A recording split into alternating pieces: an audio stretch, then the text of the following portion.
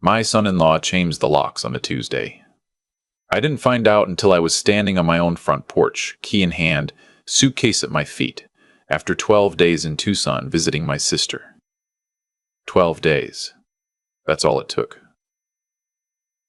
The key went in halfway and stopped. I tried again. Same thing. I stood there for a moment, just staring at the door like it owed me an explanation. Then I pulled out my phone and called my daughter, Elaine. She picked up on the fourth ring. "Dad," she said. And the way she said it, flat, rehearsed, I knew something was wrong before she got out another word. "The locks have been changed," I said. A pause. "I know. Conrad thought it would be better if he thinks it's time we had our own space." Conrad, my son-in-law. 34 years old. Never held the same job for more than 18 months in his life. Currently between opportunities, which was his word for unemployed. "Elaine," I said slowly, "I own that house." Another pause. Longer this time. "Conrad says you signed it over when you moved in with us. He has paperwork."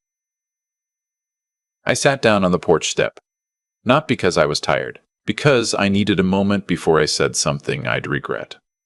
Let me back up. Let me tell you how we got here, because this didn't happen overnight. These things never do. They build slowly, the way rust builds. You don't see it happening, and then one day the whole thing gives way. My wife, Sandra, passed 4 years ago. Pancreatic cancer. 8 weeks from diagnosis to gone. We'd been married 31 years, and I want to tell you that you can prepare yourself for loss. You can tell yourself you're ready, but you are never ready. You just aren't. After she died, I stayed in our house in Asheville, North Carolina, for about a year. Big house, 4 bedrooms, the kind of place we'd bought when Elaine and her brother were little, and we thought we'd fill it up with noise and holidays for decades. The noise had been gone a long time. After Sandra, the quiet was something else entirely. Elaine called me every few days. She was living in Charlotte then with Conrad. They'd married 3 years before Sandra got sick. I liked Conrad fine at first. He had an easy smile, good manners at the dinner table, knew how to talk to people at parties. It took me a while to notice that the charm was the whole package. There wasn't much underneath it. They were renting an apartment in Charlotte. Conrad had just left a marketing job. Mutual decision, he told me. Better things ahead. And Elaine was doing bookkeeping for a dental office. They were getting by, but just barely. I knew that without them telling me. In the spring, about 14 months after Sandra died, Elaine drove up to Asheville on a Saturday. We had coffee on the back porch, the same porch where Sandra used to grow tomatoes every summer. And Elaine said, "Dad, what if you sold this place and came to live with us? We could find somewhere bigger, the 3 of us together. You'd have company. We'd have help with the mortgage." I want to be honest. Part of me heard help with the mortgage and registered it, but the other part of me, the bigger part, the lonely part, heard you'd have company. And that part won. We found a house in Concord, just outside Charlotte. 4 bedrooms, 2-car garage, a yard that reminded me a little of our place in Asheville. The asking price was $340,000. I sold the Asheville house for $418,000, and I put $280,000 into the Concord house as a down payment. I covered closing costs too. Elaine and Conrad's names went on the deed because Conrad said it would be simpler for taxes, and because I trusted my daughter, and because I was 61 years old and grieving, and I just wanted somewhere to land. I moved in that September. For about 6 months, things were fine. Not perfect, but fine. Conrad was between jobs again, interviewing, staying positive, he said. I cooked dinner most nights because I'd always been the cook in our house, and I didn't mind it. I helped with the yard. When the water heater went out in February, I wrote the check without being asked. Then Conrad got a new job in February, a brand consulting position at a small agency. And something shifted. I noticed it gradually. The way he'd walk into a room where Elaine and I were talking, and the conversation would end. The way he started scheduling things for Saturday afternoons, family things he'd forgot to mention when he knew I'd made plans to have my friend Dale over for lunch. Small stuff. Individually, you'd brush it off. Collectively, it was a pattern. In June, he told Elaine they should have dedicated couple space on Sunday mornings, which meant I should stay in my room until noon. I found this out from Elaine, secondhand apologetically. I adjusted. In August, he mentioned, again through Elaine, that my car in the driveway made the house look cluttered. My car. A 7-year-old Subaru Outback in perfectly good condition. I started parking it on the street.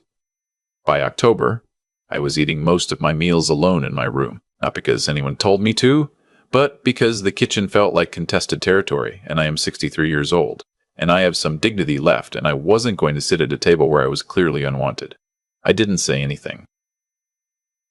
Looking back, that was my mistake. Not the money, not the deed. My silence. I kept thinking Elaine would see it. I kept thinking she'd push back. She never did. In November, I flew to Tucson to see my sister, Roberta. She's 71, widowed, lives alone, and she is the most clear-eyed person I know. I told her everything over 3 evenings. Glasses of wine, her back porch. She didn't interrupt. She didn't say, "Oh, I'm sure he doesn't mean it." She just listened. On the 3rd night, she said, "Len, do you know where your copy of the deed is?" I did. It was in a file folder in my room back in Concord. "Good," she said. "Come home and go get it.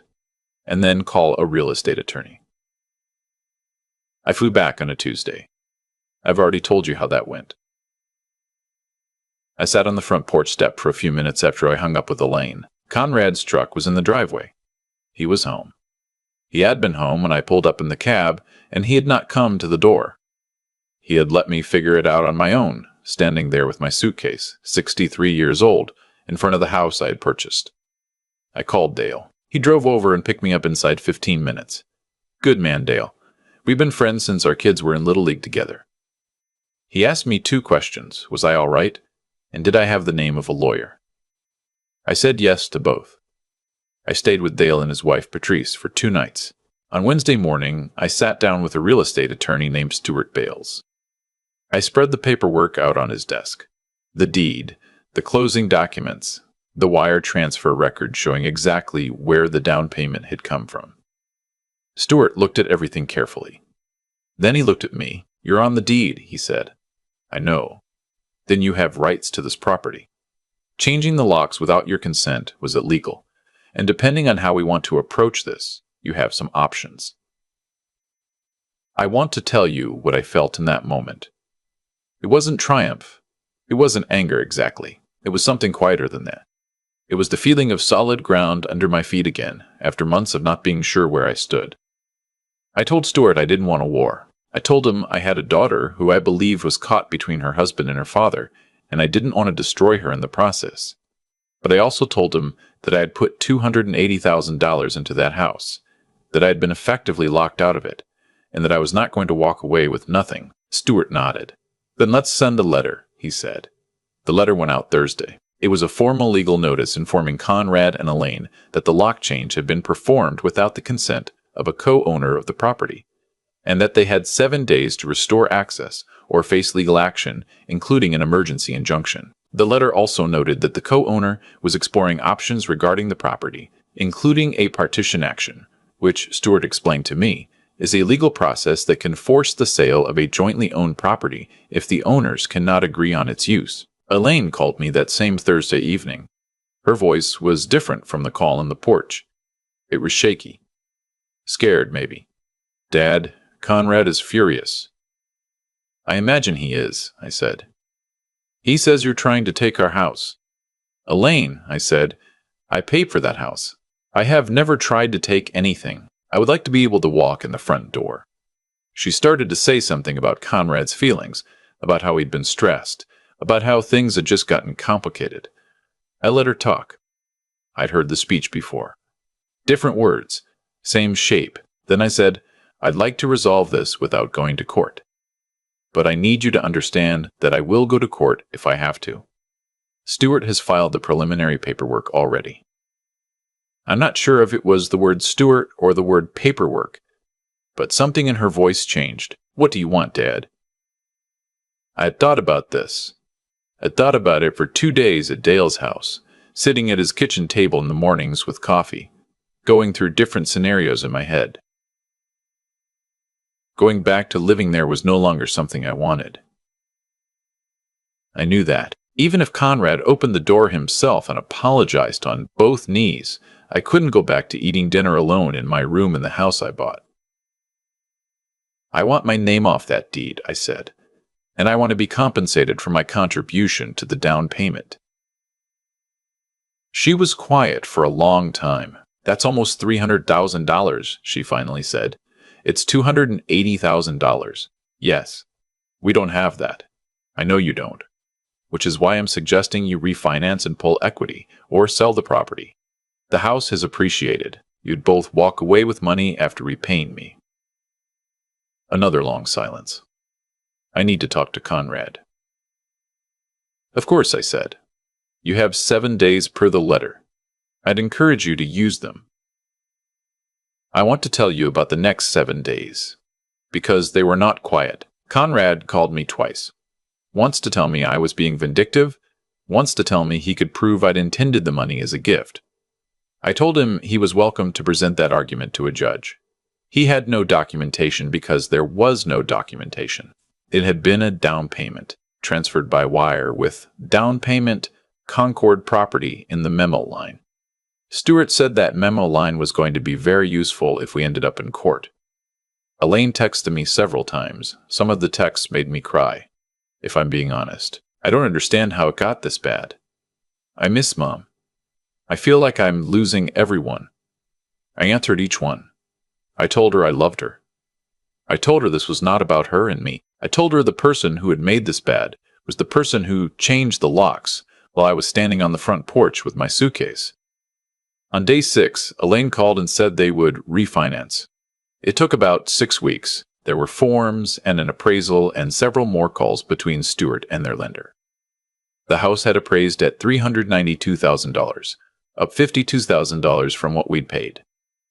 After the refinance, they were able to pull out enough equity to pay me back the full $280,000. My name came off the deed. Stuart handled the paperwork. The money went into an account I'd opened separately. Stuart had recommended I do this early on, and it was good advice. I rented an apartment in Asheville. First month I was back. I drove past the old house. Someone had painted the front door red, and there were pots of mums on the steps. Sander would have liked that. I sat in the car for a minute and thought about her. And then I drove on. I want to say something about Elaine, because I think people will ask. We still talk. Not as often as before, but we talk. She called me on my birthday in January, and we were on the phone for almost an hour. She has not left Conrad. That's her choice to make, and I've stopped having opinions about it out loud. What I will say is that she sounded tired on that call, the way people sound when they've been managing someone else's moods for a long time. I recognize that sound. I heard it in myself for the last year. I don't know what her marriage looks like behind closed doors. I know it's not my house anymore, in any sense of the word. I know she's an adult, and she chose him. I also know the door between her and me is still open, and I intend to keep it that way, regardless of how many times Conrad tries to close it. What I know for certain is this. I put $280,000 into a house and was locked out of it while my suitcase was still at my feet, and I did not walk away with nothing. People sometimes ask me if I feel guilty. If I feel like I went too far, pushed too hard, used lawyers and legal maneuvers against my own daughter, and I understand why they ask. It looks hard from the outside. But here's what I want you to understand. I did not start a fight. I finished one that was started for me the moment Conrad changed those locks. I gave them 6 months of cooking dinner and writing checks and parking on the street and eating alone in my room. I gave them every chance to treat me like a person. The only move I made was the move that was left to me. I'm back in Asheville now. Small apartment, nice light in the mornings, a coffee shop 2 blocks away where the woman behind the counter knows my order. I have dinner with Dale and Patrice most Fridays. I drove down to Tucson for 2 weeks in the spring and sat on Roberta's back porch again. Except this time we didn't talk about Conrad. We talked about Sandra. About the early years. About a trip the four of us took to the Outer Banks in 1987, when Elaine was 4 years old and couldn't stop picking up sand crabs. That was a good 2 weeks. I'm 63 years old. I have $280,000 in the bank, a zip code I like, and nobody changing my locks. The next chapter gets to be mine. I think that's enough. I've thought a lot about what made Conrad believe he could get away with it, and I don't think it was arrogance exactly. I think it was the slow accumulation of small tests that went unanswered. Every time I parked on the street without complaint, every time I adjusted my schedule around his preferences, every time I ate dinner alone in my room rather than make a scene, he took that as confirmation. He read my patience as weakness. And, in a way, I let him. That's the part that took me the longest to sit with. Not what he did, what I allowed quietly, over months, because I didn't want to cause trouble in my own daughter's home. There's a version of that which looks like kindness, but there's another version, the honest version, where it's just avoidance. I was conflict averse. I missed my wife. I wanted peace badly enough that I kept accepting less than I deserved in order to keep it. The thing about that kind of arrangement is it only holds as long as the other person is willing to keep up their end. Conrad wasn't. He escalated because nothing ever pushed back. And the moment I was 12 days away in Tucson, he made his move. What I learned, and I don't think this is a complicated lesson, but it took me 63 years to really understand it, is that self-respect is not something you declare once and then possess forever. It's something you maintain through action, consistently, in small moments. Every time I moved my car to the street without saying a word, I was making a choice. Every time I stayed in my room to avoid tension, I was making a choice. I told myself I was being the bigger person. Maybe sometimes I was. But after a while, I was just being smaller. Roberta saw it clearly because she was outside of it. That's what distance gives you, clarity that proximity makes impossible. She didn't tell me what to do. She asked me one question. Do you know where the deed is? That question did more for me than any advice could have, because it reminded me that I wasn't powerless. I had simply forgotten to act like someone who wasn't. Stuart Bales had a framed thing on his office wall. I don't remember the exact words. Something about documentation being the difference between a claim and a fact. That memo line on the wire transfer. Down payment, Concord property. 8 words I typed without thinking 2 years earlier. And those 8 words gave me my life back. I think about that sometimes. The small, careful, almost accidental acts of thoroughness that end up mattering enormously later. What I want to say about Elaine is this. She made choices I don't fully understand, and she'll have to live inside those choices in ways I won't. But she is my daughter, and she is not Conrad, and I have never confused the two. Keeping that door open. Not wide, not without some grief attached to it, but open, is the thing I'm most sure about in all of this. I'm back in Nashville. The coffee shop is 2 blocks away. The light in the mornings is good. That's enough. That's actually quite a lot.